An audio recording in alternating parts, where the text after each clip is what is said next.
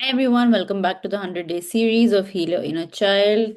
We are on day 87th, and I'm so excited that we've covered a big chunk of this series. And I hope that you're all following, you are all practicing, and are seeing results, and you feel much more connected with yourself, with your inner child.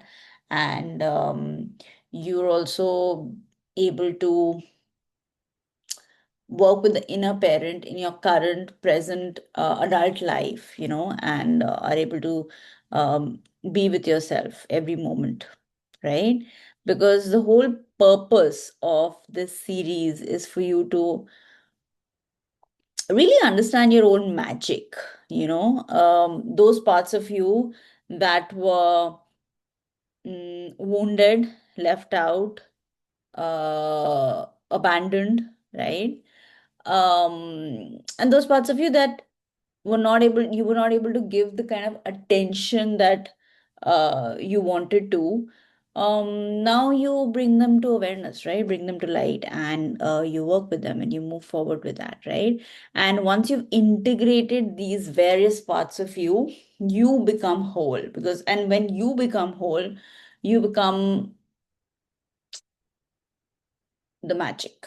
You become that source from which things start to get created, right? Today, we're going to focus on the connection of your work, your career, whatever you're pursuing in your financial world, in your financial life, with your inner child's needs. So we're trying to align the two. Why?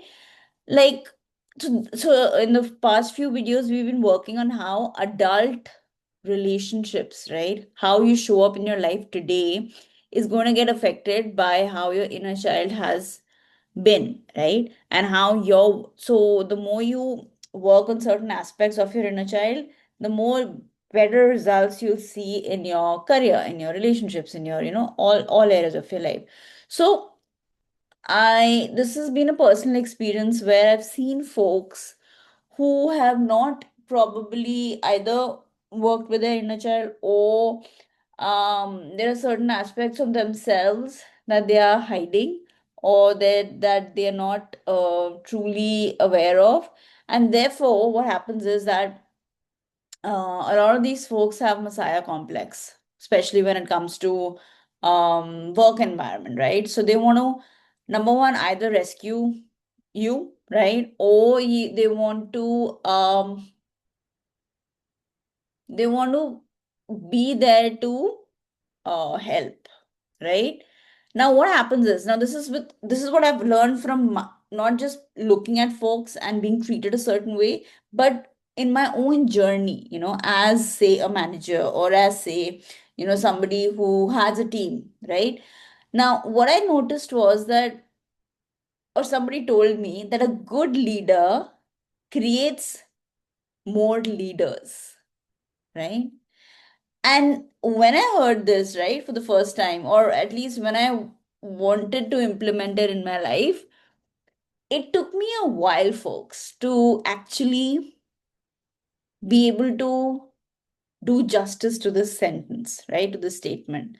Because this really truly means that if you do have somebody who's reporting to you, say, right, and somebody who's working with you is in your team, and if you are not confident enough, secure enough, feel centered enough, you won't be able to give your knowledge to another person in a way that you're actually equipping them to become like you, or even better, right?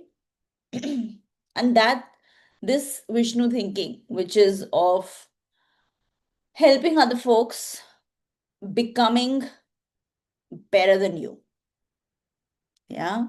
A lot of people say this, but I've seen very few folks who've actually, um, you know, put it into, um, you know, uh, like set an example.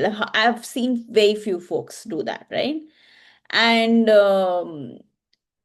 because doing this requires a sense of certainty, a sense of faith, or a sense of even magic within you, right?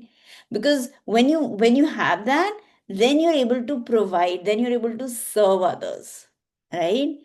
And I feel like when we work on our inner child, one of the things in which we can stay centered can be when we have worked with our inner children and we feel that security and that safety within, then we're able to help the way, I was talking about, like making more leaders without feeling that insecurity, right? Without sabotaging, without throwing somebody under the bus, without the need for trauma, right? Otherwise, it'll be a vicious cycle, which many of you probably also experience in the workplace environment, right? All the bosses and the colleagues and all the trauma. It's all kind of that need for drama is getting created again and again because these inner children are used to that chaos, right? Rather than that centeredness, that peace of things just working out very smoothly, right? Rather than all of the things that actually do happen.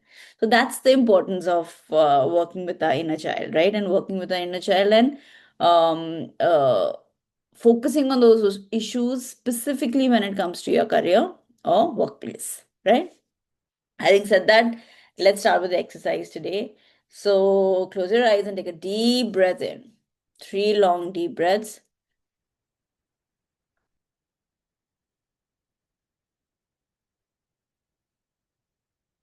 Place one hand on your heart and the other one on your lower belly and take three long, slow, deep breaths. Inhale gently through your nose and exhale slowly through your mouth. Silently say to yourself, in this moment, I am safe. And now gently bring to your mind your inner child, any age, the version of you who once wondered, will I be supported? Will my efforts be seen? Is it safe to dream?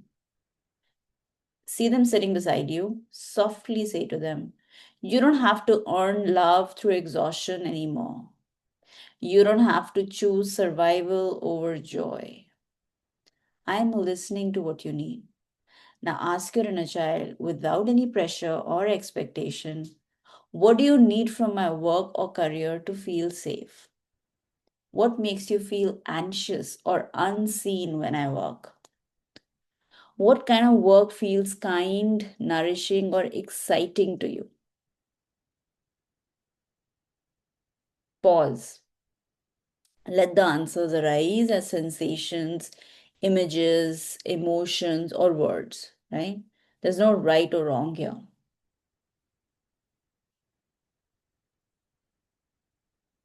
And then these journaling questions that you can work with. Number one, as a child, what did work represent to me? Pressure, freedom, security, approval. Number two, what parts of my current work feel aligned with my inner child? Three, what parts feel heavy, forced, or fear driven? Fourth, if my inner child trusted me fully, how would my work life look or feel different? Write slowly. Let compassion guide your words. So, of course, take your time here, right? Take 20 minutes, 1 hour, whatever, however much time you need. And once you're done with this, then move to this other second part, all right? Place your hand on your heart again, and you can say it aloud or silently. I choose work that supports my nervous system. I allow my career to include ease, safety, and meaning. I am no longer abandoning myself to prove my worth. Let these words gently land.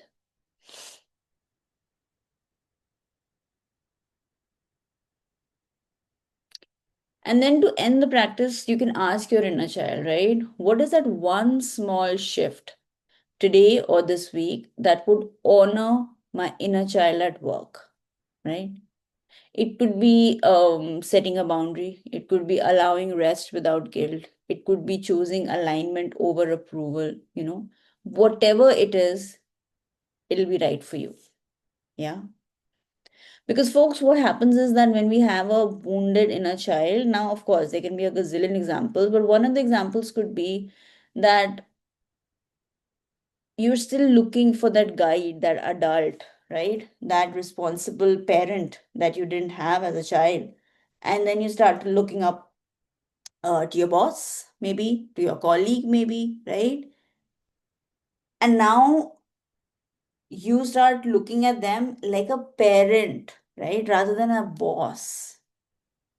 You again, you could have various trauma responses in terms of how you start exhausting yourself, right? There can be the parentification as well, where you're going that extra mile, right?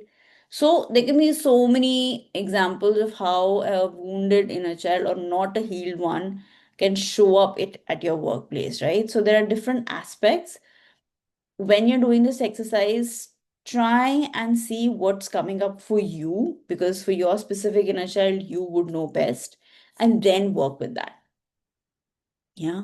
And of course, if you want to go deeper and if you feel like you want one on one attention, do reach out to me and we can talk.